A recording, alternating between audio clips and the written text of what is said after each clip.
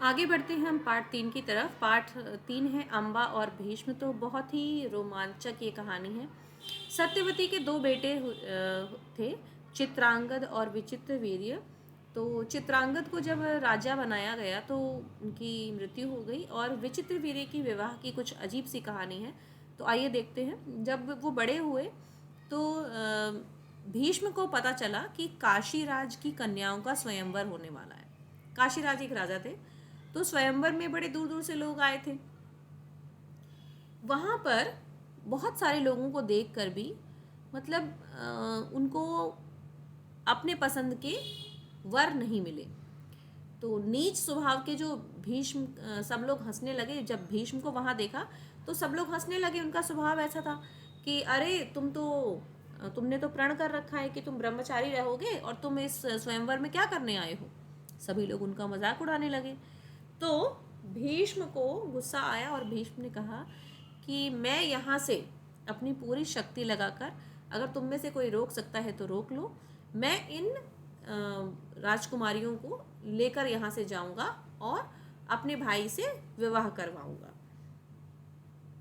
ऐसे कहकर जो काशीराज की तीनों बेटियां थी, तीनों बेटियों को वो लेकर चल दी, और ये भी कह दिया अगर किसी के अंदर ताकत है तो वो मुझे रोक के देख ले। तो काशीराज की जो बड़ी कन्या थी अम्बा, उसने मन ही मन शाल्व का जो राजा था, शाल्व को अपना पति मान लिया था। तो ये बात उसने भीष्म को बता दी। तो उन्होंने क्या किया कि पहले तो ये सबको ले गए थे। जब वहाँ जाकर ये सब शादी की तैयारियां होने लगी, तो जब अम्बा ने ये बात बताई तो भीष्म उसे वापस ले जाकर शाल्व के पास छोड़ आए। शाल्व ने कहा कि मैं तुमसे विवाह नहीं कर सकता, क्योंकि तुम्हें तो भीष्म जीत के ले गए थे, अब तुम उन्हीं के पास जाना पड़ेगा। लेकिन अम्बा ने कहा मैं आपको अपना पति मान चुकी हूँ, मेरे अनुरोध पर भीष्म ने मुझे यहाँ पर छोड़ा है, आप मुझे स्वीकार करें। लेकिन शाल्व ने उसे स्वीकार करने से मना कर दिया। अब अम्बा तो परेशान हो गई। बाकी जो दोनों थी, अंबिका और अम्बालिका, दोनों से विचित्र वीर्य का विवाह हो चुका था। जब फिर अम्बा से विवाह करने के लिए कहा गया तो विचित्र वीर्य ने भी मना कर दिया। अब अम्बा भीष्म के पास गई और वो कहने लगी कि अब तो आप ही मेरे लिए कुछ कर सकते हैं, मैं तो दोनों ओर से ही हार चुकी हूँ, अब आप मेरा सहारा बनिए, आप मुझे लाए थे, अब आपका कर्तव्य है कि आप मुझसे विवाह करें। भीष्म ने कहा मैंने तो प्रतिज्ञा की है कि मैं आजीवन विवाह नहीं करूंगा, इसीलिए मैं तो तुमसे शादी कर ही नहीं सकता। उन्होंने मना कर दिया। लगभग 6 साल तक अम्बा इसी तरह से अपने दुख से परेशान रही और भीष्म को मानती रही। अंदर ही अंदर उसके अंदर बहुत गुस्सा था भीष्म के लिए। फिर वो परशुराम के पास गई और कहने लगी ब्राह्मण वीर, मैं आपसे सिर्फ एक प्रार्थना करना चाहती हूँ कि आप भीष्म से युद्ध करें, और मैं आपसे भीष्म के वध की भीख मांगती हूँ, आप उन्हें किसी भी हाल में मृत्युदंड दीजिए। भीष्म तो परशुराम के शिष्य थे। उन्होंने भीष्म से बात की तो भीष्म ने मना कर दिया। दोनों में भयंकर युद्ध हुआ, हार जीत का लेकिन फैसला नहीं हो पाया। तो परशुराम ने कहा कि देखो, जो मेरे वश में था वो मैंने किया, अब तुम्हारा भला इसी में है कि तुम भीष्म के पास ही जाओ, वही तुम्हारे लिए कोई उपाय निकालेंगे। अब अम्बा निराश हो गई। उसने तपस्या शुरू की। तपस्या करने से उसे वरदान मिला कि तुम अगले जन्म में भीष्म का वध कर सकोगे।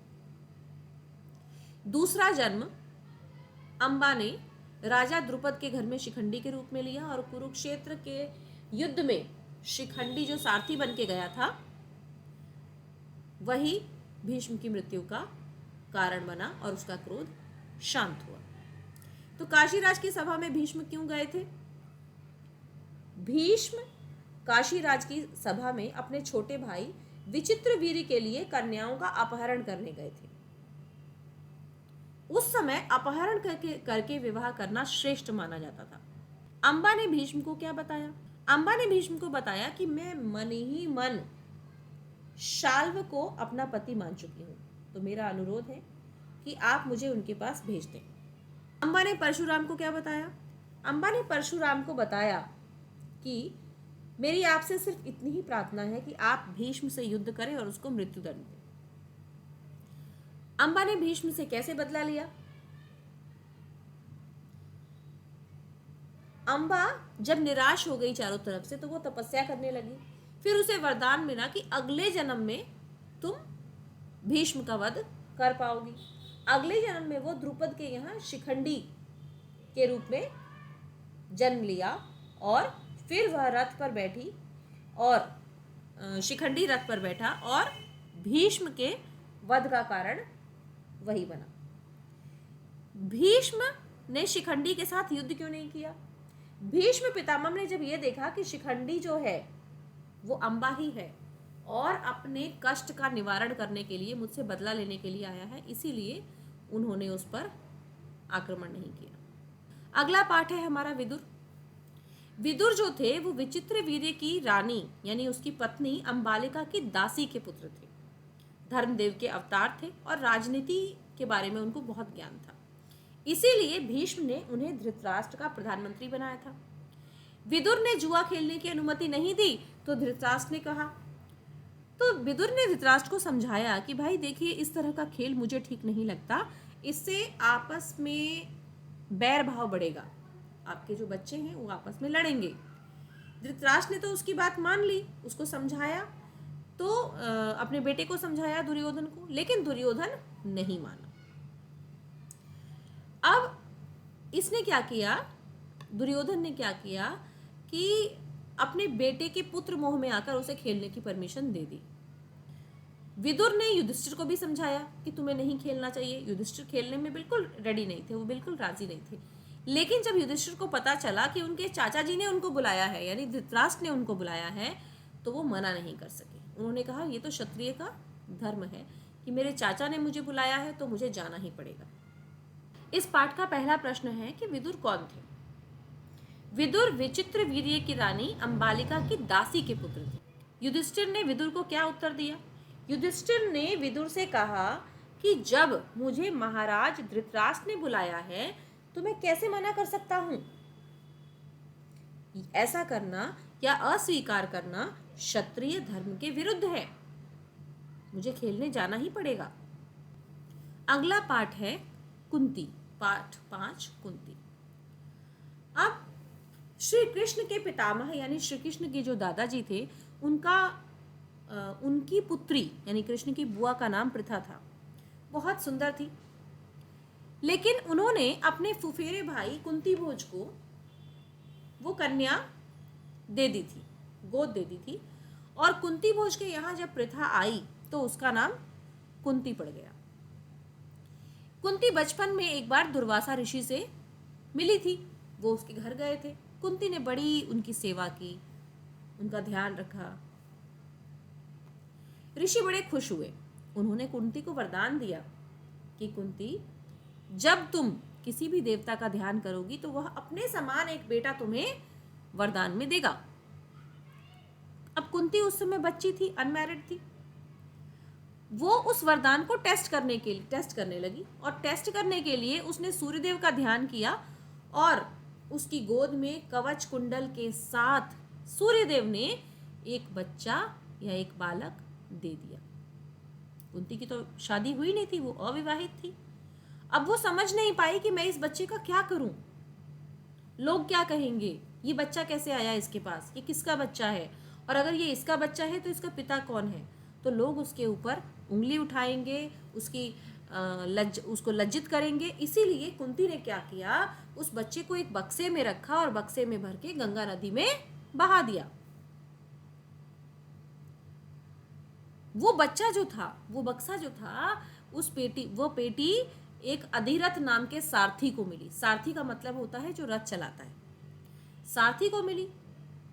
उसने वो बच्चा देखकर बहुत खुश हुआ। उसकी कोई संतान नहीं थी, इसलिए वो उसे ले गया, अपने घर में उसने पाला पोसा। यही बच्चा आगे चलकर कर्ण कहलाया। जब विवाह योग्य कुंती हो गई तो कुंती का स्वयंवर हुआ और कुंती का विवाह पांडु से हुआ। पांडु का दूसरा विवाह मद्रराज की कन्या माद्री से हुआ। एक दिन की बात है, जब पांडु वन में शिकार खेलने गए थे तो एक ऋषि और उनकी जो पत्नी थी वो हिरण बनकर जंगल में घूम रहे थे। गलती से पांडु ने ऋषि की हत्या कर दी। मरते मरते ऋषि ने उन्हें श्राप दिया कि तुम जब भी अपनी पत्नी के साथ घूमने निकलोगे, विहार करोगे, तुम्हारी मृत्यु हो जाएगी। ऋषि के श्राप से पांडु परेशान हो गए। उन्होंने सारा राजकाज भीष्म पितामह को दिया और अपनी दोनों पत्नियों को लेकर जंगल में चले गए। कुंती ने ऐसा महसूस किया कि पति अकेले हैं, उनको संतान की लालसा है, किंतु ऋषि के श्राप के कारण लाचार है। उनको तो श्राप मिला हुआ था कि जैसे ही वो अपनी पत्नी के साथ घूमने निकलेंगे उनकी मृत्यु हो जाएगी। और उसने दुर्वासा के वरदान के बारे में पांडु से बताया। पांडु के अनुरोध पर कुंती और माद्री ने देवताओं की कृपा से 5 पुत्र प्राप्त किए।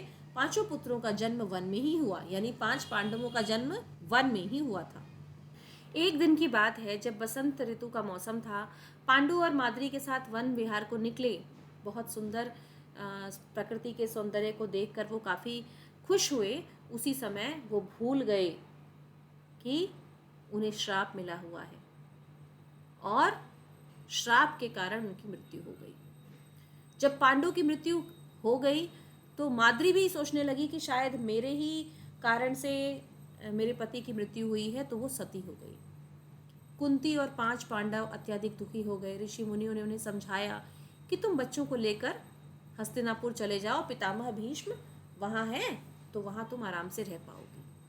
वहाँ जाने के बाद पोते की मृत्यु का बहुत दुख हुआ उन्हें, और अपनी पुत्र वधुओं को लेकर, सत्यवती अपनी दोनों पुत्र वधुओं को लेकर, अंबिका और अंबालिका को लेकर जंगल में चली गई, और जंगल में रहने के कुछ दिनों बाद उनकी मृत्यु हो गई। तो आइए देखते हैं इसके प्रश्न उत्तर क्या है। पृथा किसकी पुत्री थी? तो पृथा यदुवंश के प्रसिद्ध राजा शूरसेन की पुत्री थी। दुर्वासा ऋषि ने कुंती को क्या वरदान दिया था? दुर्वासा ऋषि ने कुंती से कहा था कि हे कुंती, जब भी तुम किसी देवता का ध्यान करोगी तो वह अपने ही समान एक तेजस्वी पुत्र तुम्हें देगा। पांडु को क्या श्राप मिला था? पांडु को यह श्राप मिला था कि तुम जब भी अपनी पत्नी के साथ विहार करने निकलोगे तो तुम्हारी मृत्यु हो जाएगी। पांडु की मृत्यु कैसे हुई? वसंत ऋतु के मौसम में जब पांडु अपनी पत्नी माद्री के साथ वन विहार कर रहे थे, उसी समय वह भूल गए कि उनको यह श्राप मिला है कि विहार करते समय उनकी मृत्यु हो जाएगी, और उनकी मृत्यु हो गई। पति की मृत्यु के बाद कुंती ने क्या किया? पति की मृत्यु के बाद कुंती अपने 5 पुत्रों को लेकर हस्तिनापुर चली गई और अपने पुत्रों को भीष्म पितामह के हवाले कर दिया। मुझे उम्मीद है आपको कहानी सुनने में, समझने में कोई दिक्कत नहीं हो रही होगी। अगर आप इसको अच्छे से पढ़ लेते हैं तो आप किसी भी प्रश्न का बड़े आराम से उत्तर दे पाएंगे।